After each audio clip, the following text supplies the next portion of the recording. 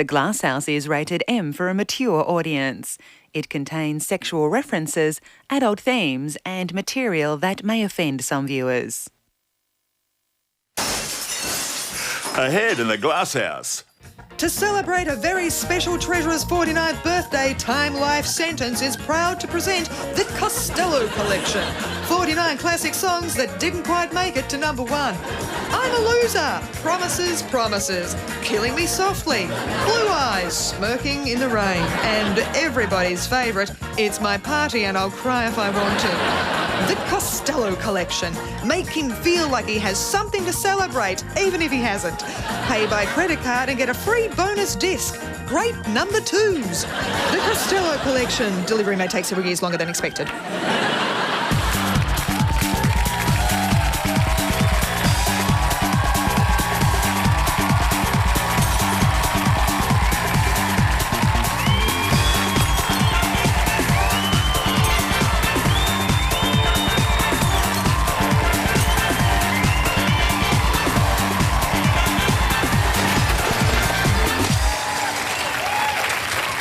The Glasshouse, the program that asks the question, do you think Peter Costello blew out his birthday candles with the same gusto he snuffed out his chances of ever replacing John Howard? More news than a jolly good fellow this week. In a new CNN documentary, old friends of Osama bin Laden say they used to make fun of him because he'd get scared by explosions and run away. So that isn't a traditional headdress. He's trying to hide under the sheets. But back then, he was just a kid. It was a summer of '69. Who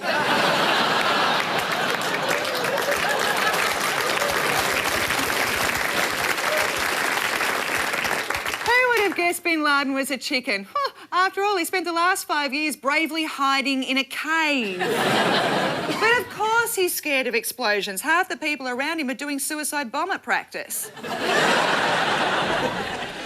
In New Orleans, electricity blackouts caused by Hurricane Katrina just over 9 months ago have led to a baby boom. So it wasn't just the floodwaters that were rising. It wasn't just the authorities who didn't take precautions. It wasn't just the wind that was blowing. Looting and rooting, the only recreational activities available. So many New Orleans women have given birth at the same time. When their waters broke, entire sections of the city were flooded a second time. They had a hurricane and got more sex. We had one and got expensive bananas.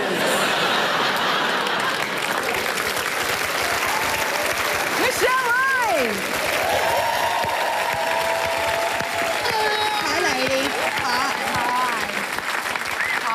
A new study has found that women look for the same qualities in their men as they do in their pet dog. I've got a Shih Tzu called Brittany and a Pomeranian called Paris, so I guess you could say I've got the same taste in dogs as I do in dogs.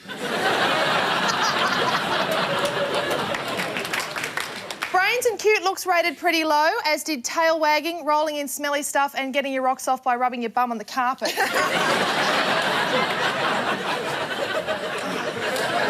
They love that. They go... Getting a little hot. When the women who were surveyed were asked which breed matched their partner's looks, a third of them said Labrador. You know, blonde, tongue hanging out, vacant expression. Who knew there were so many Warwick Kappa fans out there?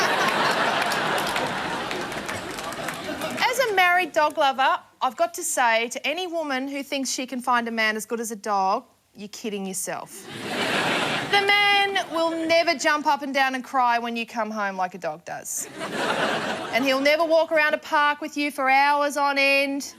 A man will never sit on the couch in front of your parents licking himself for 45 minutes.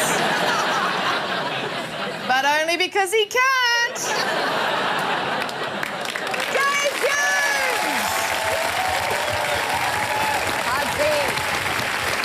Very, very, very, very angry news I heard last week. Do you know that a lot of doctors in this country are working under the influence of drug companies? Did you know that?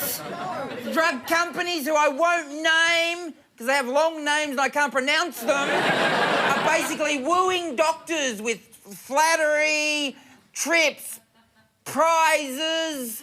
They're just treating them like bloody mistresses. They get them under their spell and they bend them over and they do them up the backside. That's a metaphor, and I've probably gone too far with that one. What I'm saying is, though, that the doctors accept all this stuff off the drug companies and they prescribe the drugs of the companies to unsuspecting people who possibly don't even know them.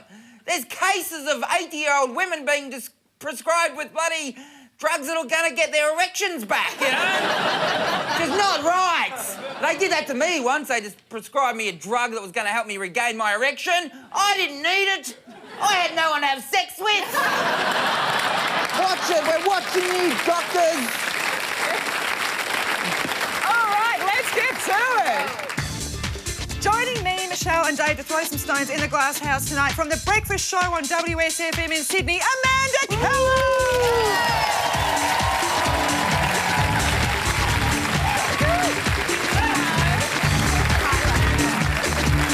And the swiftest netballer of them all, Liz Ellis!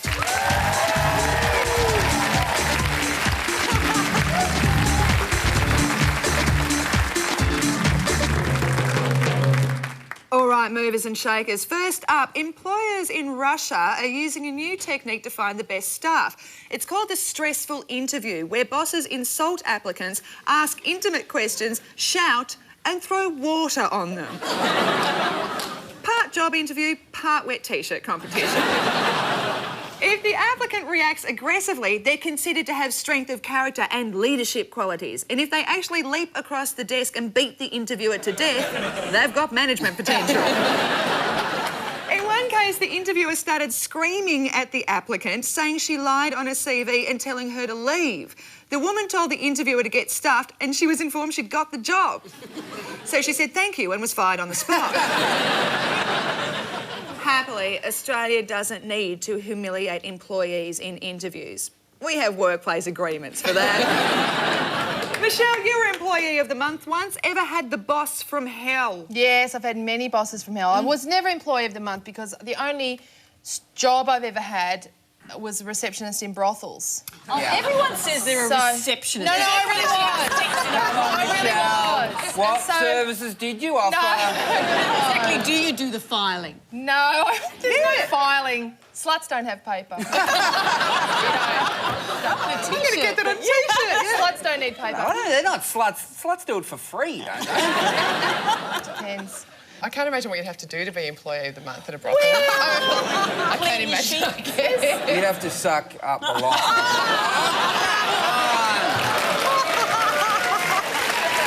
Surely. But I'm intrigued, at a brothel Christmas party, do people put their clothes on to sit on the photocopier? Is it like opposite world? No, it's not really like opposite world. No, it's very sort of suburban and domestic downstairs, which is all I ever see. And then it's receptionist. As receptionist. Suburban and domestic, except in clear heels and strap-ons. Yes. So everyone's sitting around in clear heels and strap-ons talking about their kids' court dates and just normal stuff. Did anyone ever come in who you knew? Yes, people came in that I knew. What did you... What, and? Someone It wasn't me. No, it wasn't him. But I told him about someone we Yes. both know who came in one time. And because it's not even it wasn't even a normal brothel, was it? It was a transsexual brothel. Yes, so I've got some information which comes in handy. That's how you stay on this show week after week. Yeah, that's why I didn't get any awards, because I'm telling everyone, you'll never guess. That's why Will Anderson's in Edinburgh. Said you wouldn't say. My first job was not anywhere near that exciting, but it had elements of that. I worked as a checkout girl for a, supermarket. Yeah, and sure. The worst part of it was that the manager that we had at the time, he used to come into the tea room and put his hand, sit down and put his hand on all the girls' knees. Really? He was vile, and he wore open purple shirts and a medallion So every time he came into the tea room, I'd get up and go out because I wasn't going to put up with that sort of palaver. So I used to get demoted every week, and I used to work... Where from? How low can you go? Oh, only a checkout. I'm a checkout chick. It gets worse because this is how ancient I am. I worked as a checkout chick back in the days when you had to actually staple or stick the prices on the thing. I used to do that too. I love doing the gun. No, I had the dog food aisle every week. That's what insulting. I got. Yeah, that's what I got for not letting him, put his hand up my skirt. I used to give away free groceries to people I perceived as poor. Yeah. Yes. You were stealing on behalf of the poor. Yeah, you're Robin Hood. I am Robin Hood. Did you ever do that at the brothel? Or... Actually, getting back to the start of this, which was interviews. Yeah. Oh, sorry. I know. Sorry. I don't want to talk about being touched up. It's Who's in foul. charge? Sorry? No, Corrine is. Oh. I'm a bit bossy, fair enough. Tell us, Captain Hollywood. Centre, okay, and she's... Okay. I'll be wing defence. Now, yeah. And I'm going to go like this.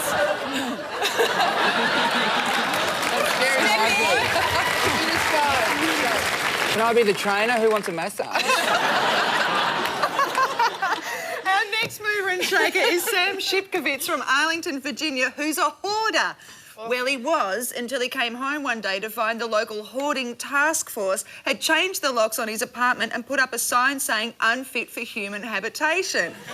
And it's true. The junk in his apartment is piled up to the roof. Sure, he hasn't hurt himself yet, but sooner or later, Shipkovitz is going to hit the fan.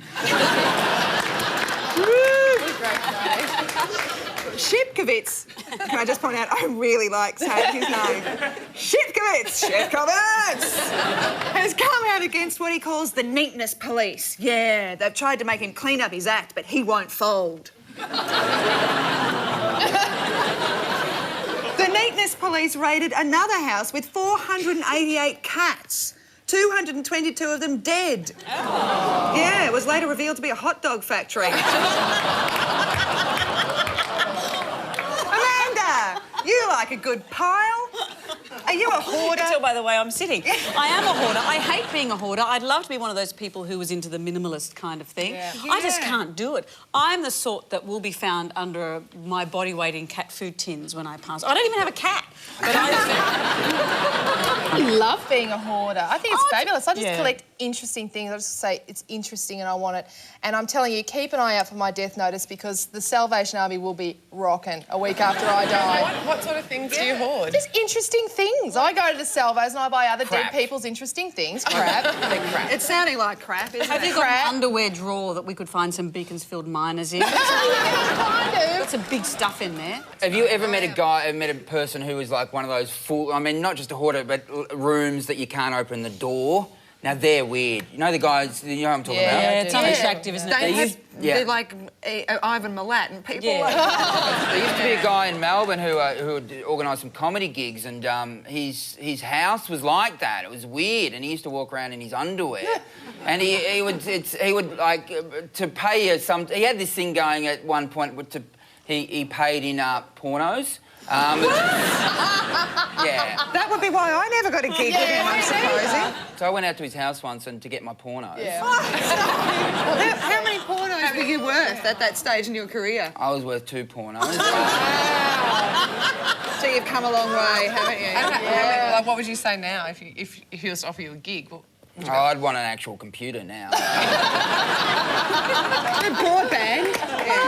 Broadband, but his house was just freaky, like, you know, couldn't open doors and there was just crap videos up to the roof. What a wonderful moment in your life when you drive into a house like that to pick up porno. Yeah. You must be really thinking my career is... And Mum said I'd never make it. Yeah. They were actually good pornos. So you got the pornos with stories because they exist. They do, and you like a story, and anyway, whatever. It's porno. I've moved on. Did you get? Were they comedy pornos? What? Whoa! Look out! This is. I don't like comedy and pornos. No. Would that be in poor taste? Yes. No, that's when my girlfriend laughs at the wrong time. You know, she gets the giggles. I'm like, there's nothing funny about what I'm attempting to do.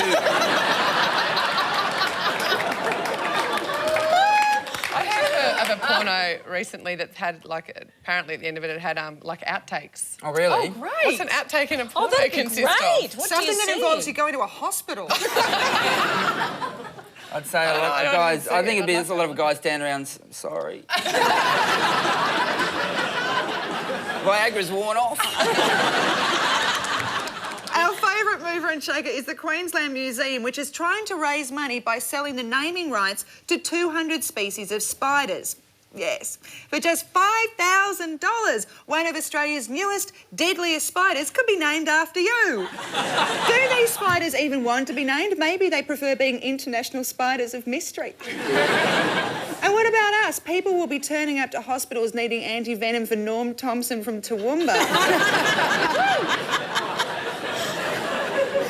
Liz, you're hard to buy for. Like the idea of the Ellis long legs? No, I don't like spiders, so I think that would be a highly inappropriate gift for me. And it's funny, as you go through life, there are times when you receive a lot of highly inappropriate gifts. Yeah. And you're about to discover this, Dave, getting married. Yeah. Sure. I think his gift registry is at the Club X. No, it is not at all. But I just think we should, cash is a good gift, I say to people. Well, cash is, and it's quite, like that's quite a trend lately. But I think the spider thing's a nice idea. I think that's a quirky gift to have a spider named after you. I don't love know it. if the famous wrestler The Rock would like a spider named That's me. Some of you will get it and some of you may have to have that Wouldn't it be explained. cheap? Everyone to watching in change. Pentridge is going to love Yeah, I that. know.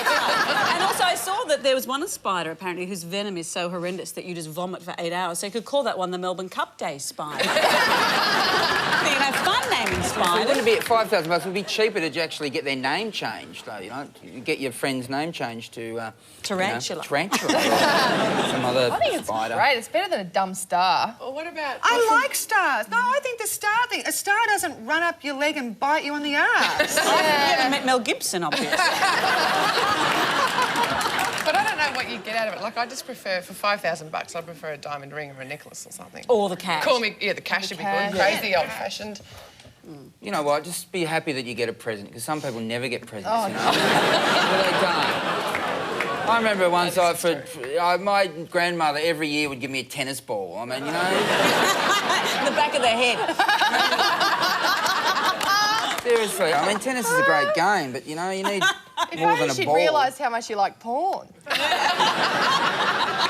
Yeah, it would have been great if Nana had given me a few DVDs.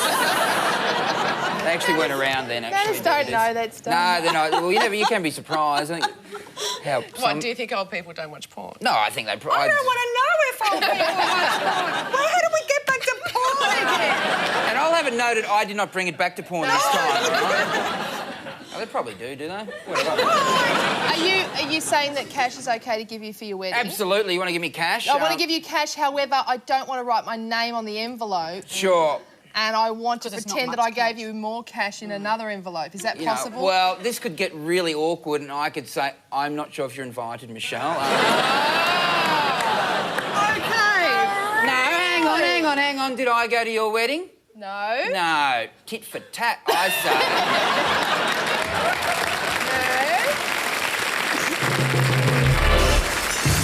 say. Later in the glass house, John Howard and George W. Bush get lost in the mirror maze at Disneyland. Lots of idiotic prime ministers and an idiotic president.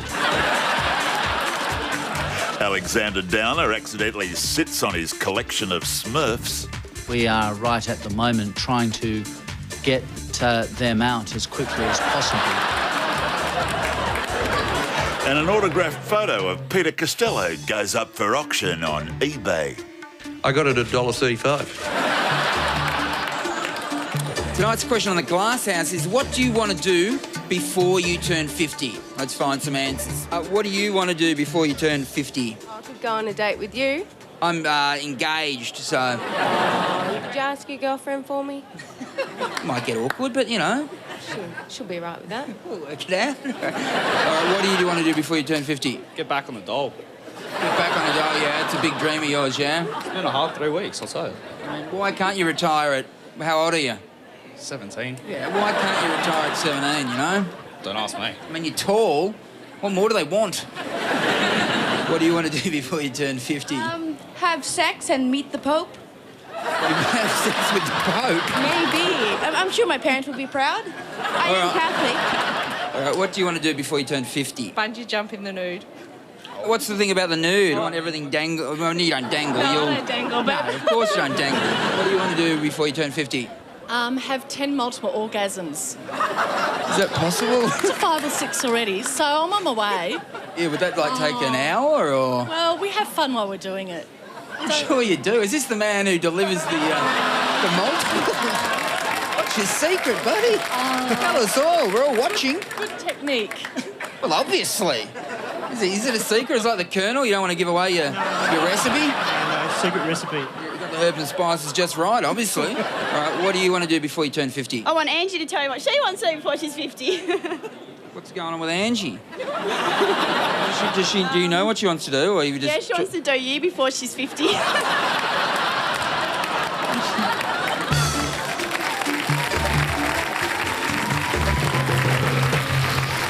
Super news for Second Bananas. It's a big happy birthday to Peter Costello, who's just turned 49. After tax, that's about 31. At least John Howard gave him a great present, a framed picture of himself captioned Prime Minister 1996 to infinity.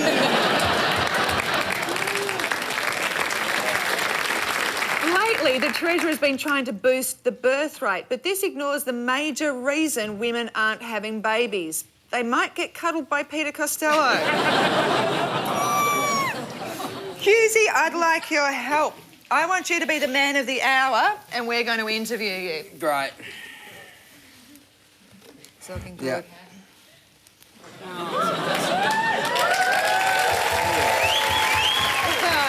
First question, Deputy Dave. Did you have a nice birthday? Did I have a nice birthday? Yes. Well, as nice as a birthday as you get to have after you just had all your dreams and hopes crushed by a tracksuit-wearing worm. Did you celebrate with your wife? What's her name? Her name... It's none of your business, her name. I just keep some things private, all right? Right. She knows who she is. What would you do if you were PM? I would go, woohoo! Then I would sack that worm, Howard. Wow. Must be hard showing up to work every day with a worm. You have no idea. It gives me the shit. When you go to bed at night, do you worry that all this all the leadership is going to sort of pass you by and you'll be left a bitter old man? I do. I worry and I fret and I worry again. Is that what Then I worry about other things like, why haven't I got lips? Can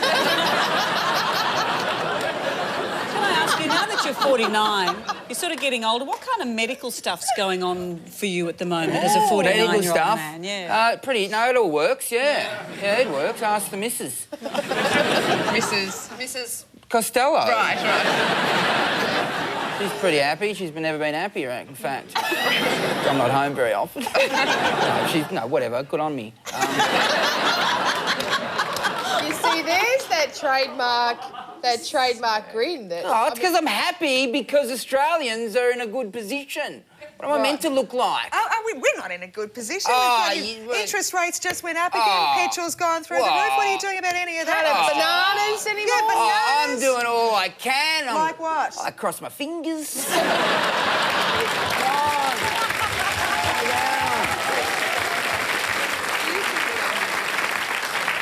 Do you think that you and John Howard could perhaps change up the leadership a little bit? For example, the Australian netball team's just gone to co-captains. So sure. Do you think that you and John could be co-prime ministers? Co-captains, co-prime ministers? Is that something you could look at? Yeah, but see, he's the incumbent and I would have to, When you're the incumbent, you don't ever want to step down. But well, perhaps you could, every now and again, if it's good for the country, and someone's being a loyal servant... Do you think... Why would it be good for the country? Because I'd get to be Prime Minister. And I've had a little chubby about that for a long time. What did you think about Jackie Kelly's comments that people identified you more with the toffee-nosed, people of the North Shore rather than, the battlers? Yeah, well, what do I think about that? I think, she can't skate for shit. Honestly. How many kids have you got? I've got as many kids as I wanted. Enough for the country's needs. Because you love babies. I love babies. You really love babies. Bang up for babies. And other people's babies. What's the attraction? Everyone's babies. What? Why? They're cute. They're little. They remind me of John Howard.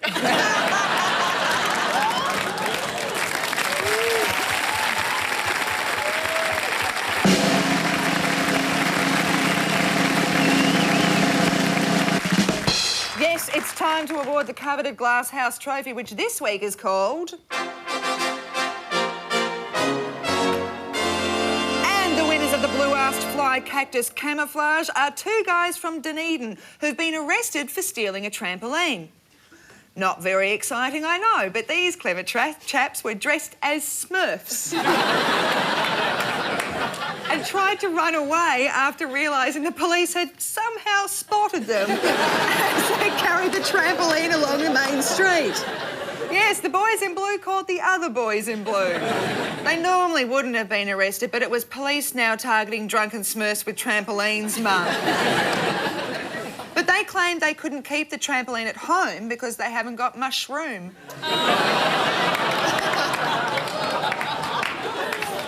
So the trophy goes to the Kiwi Crims with the pilfered trampoline. Sadly, because they were Smurfs, the men have had to be put down to stop them mating with the endangered New Zealand hobbits. Thank you, Liz. Amanda, thank you, Michelle. And let's take a look at tomorrow's headlines. In the Courier Mail, floods in Ethiopia. Too much, not enough. Make up your mind, says God. The LA Times says Mel Gibson voted most popular actor in Lebanon.